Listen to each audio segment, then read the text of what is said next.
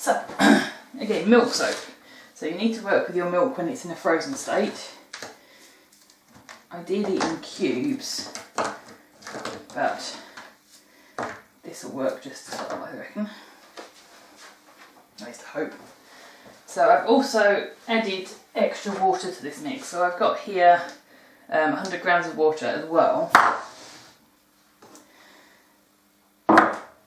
Because I'm not sure how well this mix is going to fill my mould. And I've got, what I've got for Christmas is this loaf mould. So I don't know if I'm going to get one batch in here or not. But I want to have one of kind of a standard bar size for the box. I'm doing the box collection, and the rest can go in the mould. So I'm adding an extra 100 ml of water, 100 grams of water, just to help it come down and spread out a bit. So I'm going to stick all the milk in here. And adding the milk to cold water is going to make it melt a little bit faster. I don't think that's going to be a problem. We shall see. So again, I'm using a water bath, no ice in this water bath, except for obviously ice in the jug. So.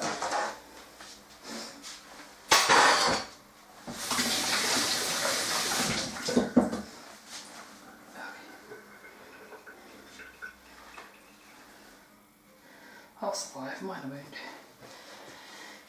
Right, so as I did with my previous milk soap, I'm going to gradually add the lye to the ice while stirring in 3 or 4 additions. It's going to start a little faster, it's going to melt a little faster because of the water in the bottom. It shouldn't be too big of a problem. I'm not concerned if the milk separates out, because I've done a bit more research on milk soaps and that's not really a problem. You can just kind of blend them back in again. And then roll out.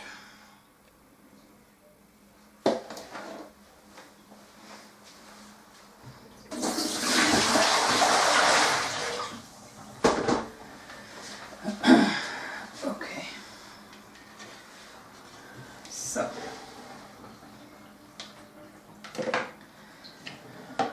Quick stir. Curdled a wee bit, but not very much. So I'm going to bring you in a wee bit closer. Hopefully you can see more of what I'm doing. So.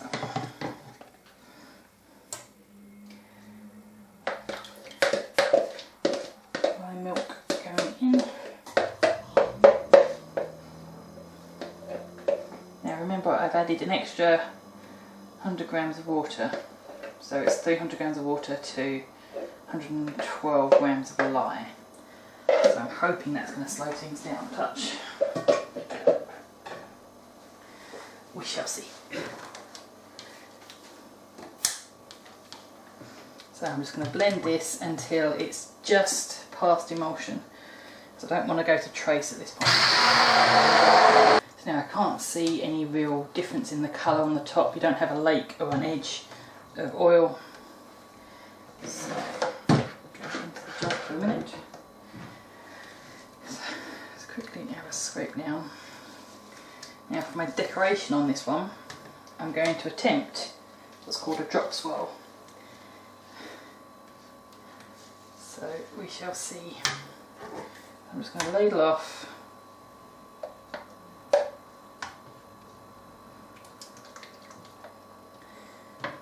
2 or 3 ladles should be enough, I reckon. I'll just stick that to one side. I'll give that another whiz with the blender before I use it. So now I want to add my cocoa. So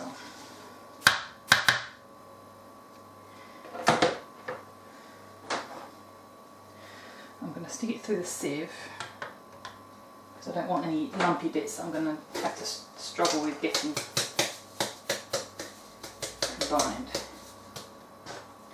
So I'm going to go about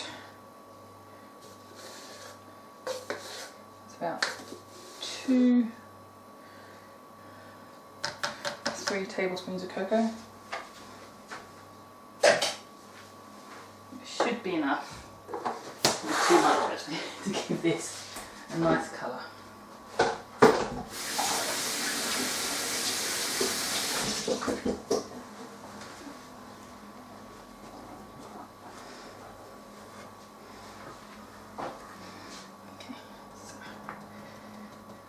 Sieve that in to get rid of any of the lumps.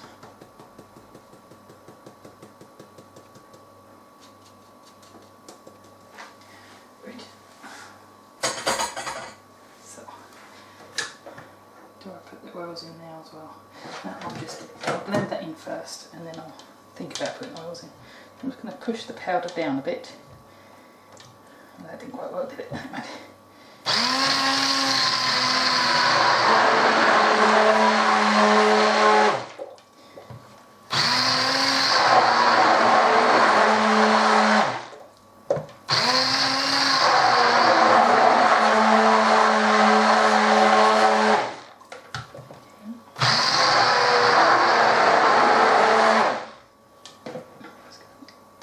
And get all the rest of this unmixed powder off the sides.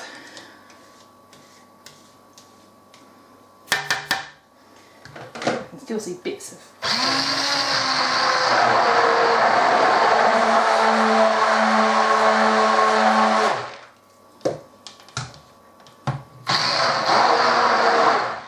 actually a really nice colour.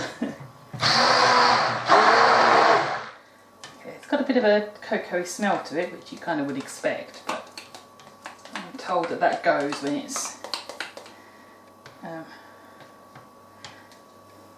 saponified. So just give this a quick sweep around, make sure it's all combined. Really nice deep colour. And again, before I add the oils, I'm going to give this an extra whiz.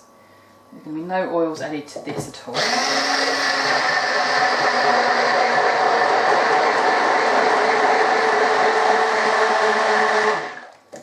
So I don't mind it taking colour off the blender. It's not going to take that much off.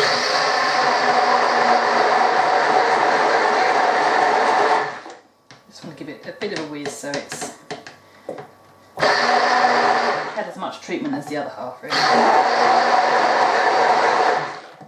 That's about right. So now put that to one side, this to one side, quickly wipe that off the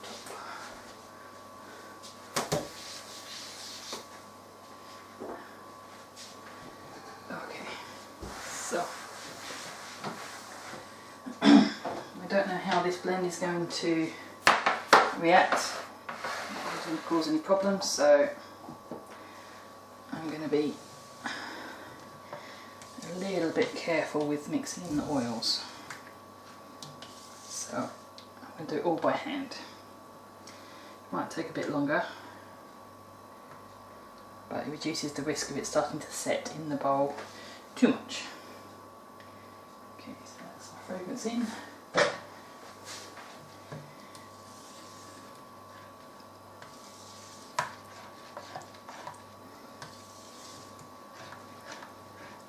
I'm giving it a gentle convince rather than a hard stir. These oils are intended for soap making, so they go in quite nicely.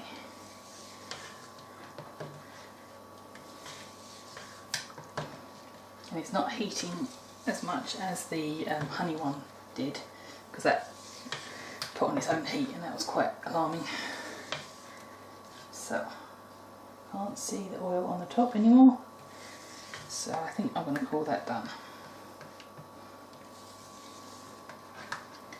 I think I might need to give it an actual whiz, because there's no added sugar in this, and that was kind of what helped it to thicken up last time. So a quick scrape down and give it another quick whiz, just to make sure I'm actually hitting trace, because I'm not there yet.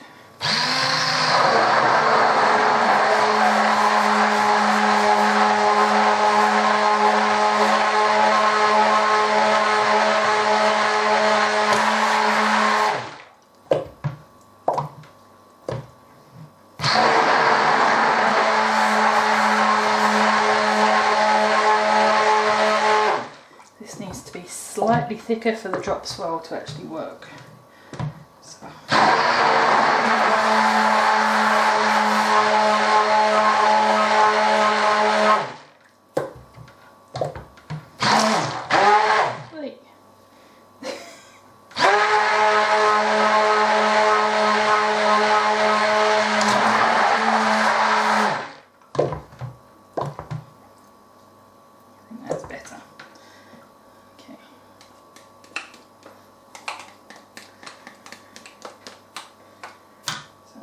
Around too much. It's got a bit of thickness to it, so that's each trace. Just so. For my collection ones, I'm just going to ladle a little bit into the mould here.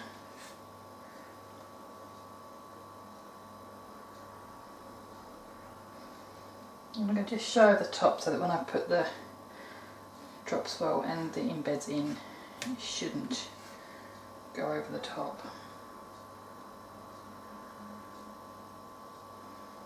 Okay, and then the rest of this I just want in that mould.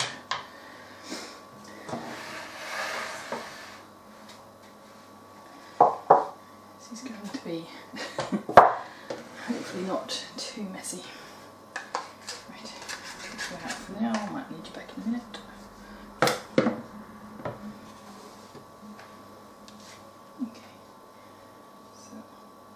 See the liner here is just bagging in a bit. Shouldn't cause too much of a problem because it should push itself out. As we go.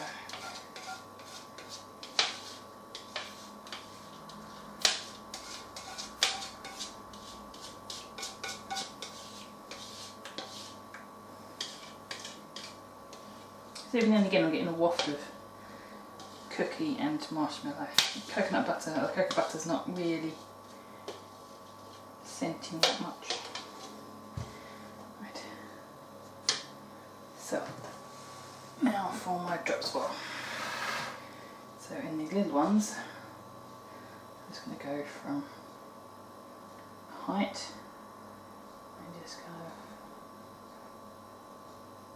of swirl in a bit.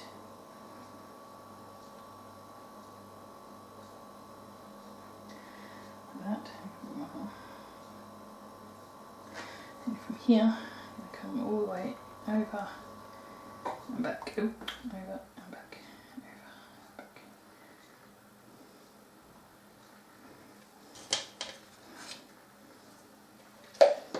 Excited, I think. Okay. That should give me a nice swirly effect on the inside. And got a bit of mess on top there. Right. So I'm going to leave this to set a little bit before I put the embeds in. As you know, I'm going to see if they'll drop in now. So what I've got is a whole load of melt and pour hearts. So they're various shades of red and copper and some bronze. And I've also got some little lips. So each of the small ones is going to get one of these slightly shallower hearts and a big pair of lips. And there's the other shallow one gone. Little one for you.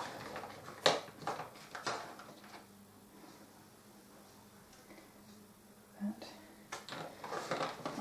Big pair of lips. I don't mind them dropping in a little bit. I don't want it to drop too much in here. So just a tap. See what happens when I drop one in. Seems to be. So I'm getting a nice swirl going off.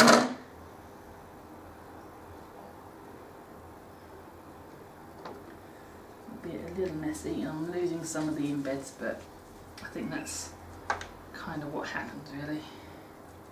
This is the first time I've used a slab mould like this, and a cutter like this. So if I'm doing this wrong, I apologise. But I'm going by what I've seen on Katie Carson's Royalty Soaps videos.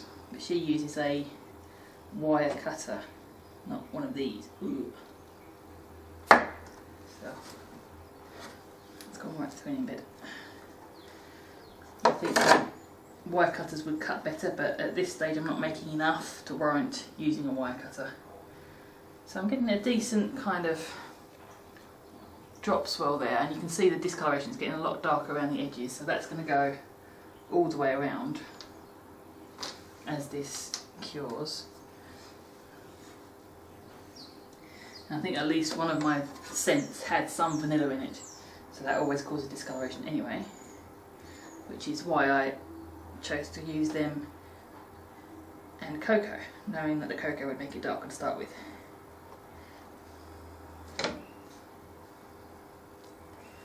So that crack doesn't seem to be going anywhere. It kind of comes down about 2 or 3 mil, so I don't think that really indicates a major problem. So let's restack. I think you belong. This one.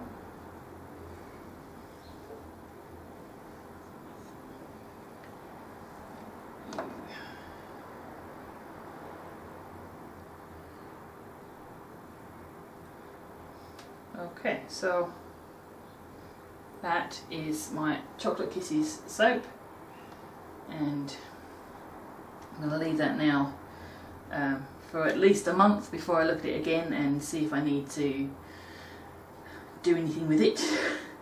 I'll be testing the first 3 soaps that I make probably at the end of April. So yeah, that is soap making soap of the month number 2, and I'll be back with you next month for, I think I called it Earl Grey, or no, it wasn't Earl Grey, it's got Earl Grey in it. And I haven't filmed it yet, so I haven't quite decided. I think it's going to be something like morning tea or afternoon tea or something like that. It's got Earl Grey and lemon in it anyway. So yeah, I'll see you again